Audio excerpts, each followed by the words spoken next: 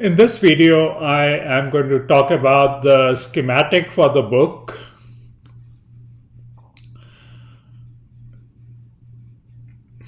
So, to help the reader understand the book, I have the schematic which shows the relationships between the different parts of this book and also the companion book. The companion book being the Nature Ternary. So, in general, the book's focus is on the top row, this top row, and items on the right side, which are these items.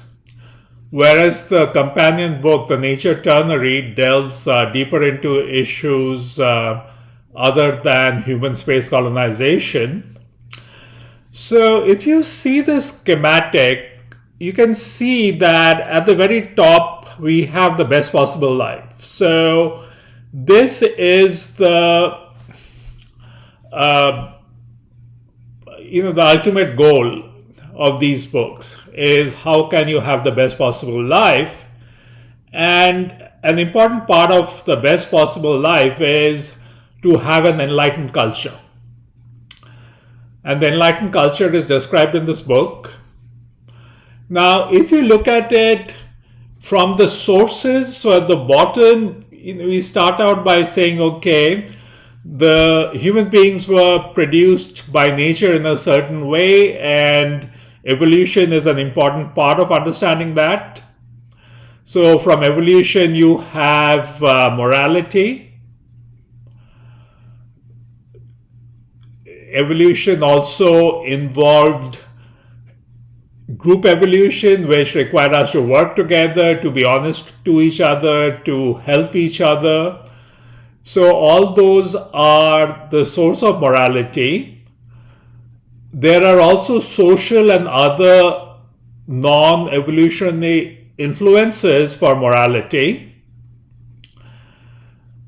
And evolution will also lead not only to morality but to duty. Now you can think of duty as being a part of morality, but I just have it as a separate item. Evolution leads to human nature, and evolution also leads us to understanding the importance of family, friends, community, and humanity. Now, community, friends, family, and humanity will decide what actions that we take. It will influence what environment and resources that we shall have, and it will it is also a source of enlightened culture. It will also influence our duty to future generations, which includes human space colonization. So all these different items influence each other, and the contention is that you cannot look at these items separately. So the schematic shows the important elements that feed into the best possible life.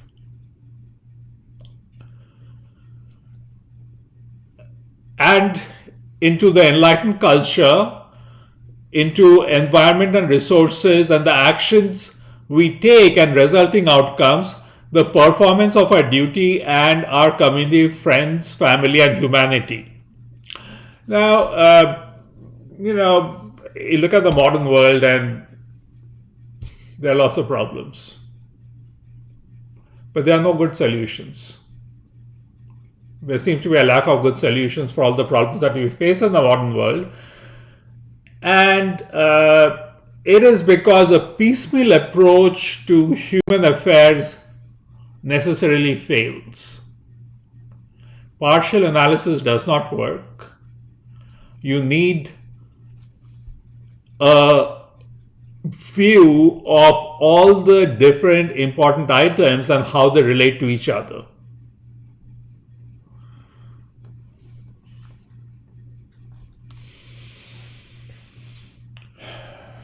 So experts specialize in a specific area and they miss the bigger picture and the links which tie together the different parts of the human condition.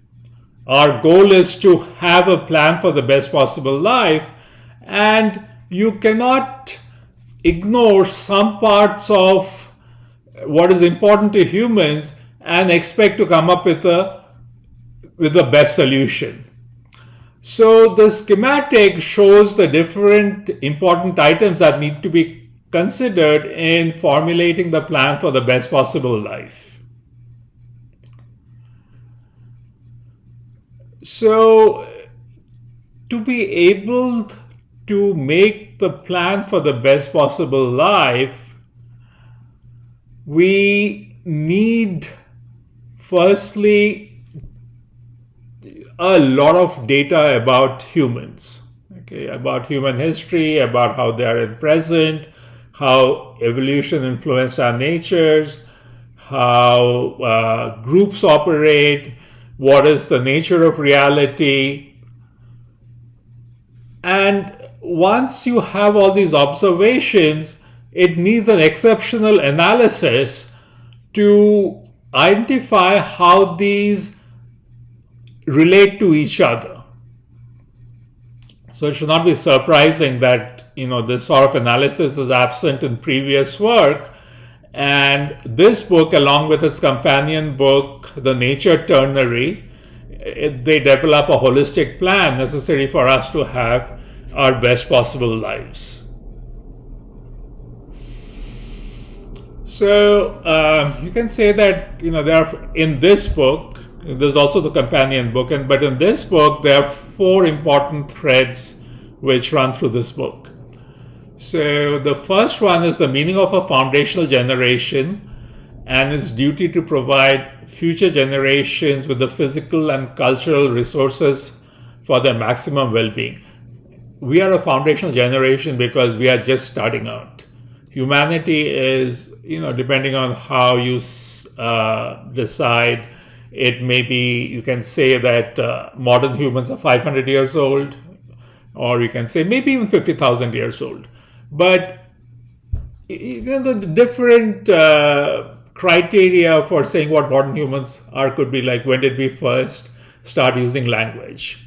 Or when did we start discovering the laws which govern nature?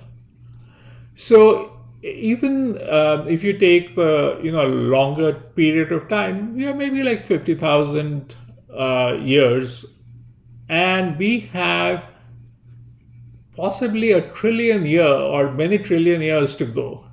That's what the universe offers us. But it depends on us doing our part in making future generations successful. And because we are so early in human history, that we should think of ourselves as a foundational generation.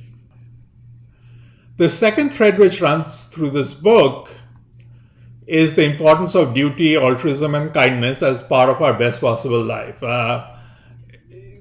These are intrinsic to our nature. If we do not have these in our lives, we are not going to have the best possible life. It is not like duty, altruism, and kindness is not something that we do just for others. This is something that we also do for ourselves, because in our plan for the best possible life, we need these things. The third thread is that individuals may provide resources and plans and have significant individual accomplishments, but great goals need a community for implementation and success. So when you say that, okay, this is what I would like for humanity, and this is like my objectives, you have to have a community which shares those objectives. By yourself, you're not going to accomplish great goals. And the final thread which runs throughout this book is that we cannot think about the future of humans without a deep understanding of the possibilities that technological advancements will offer us. And that's what the second, third, and fourth parts of the books of this book are about the technological possibilities. So get the book.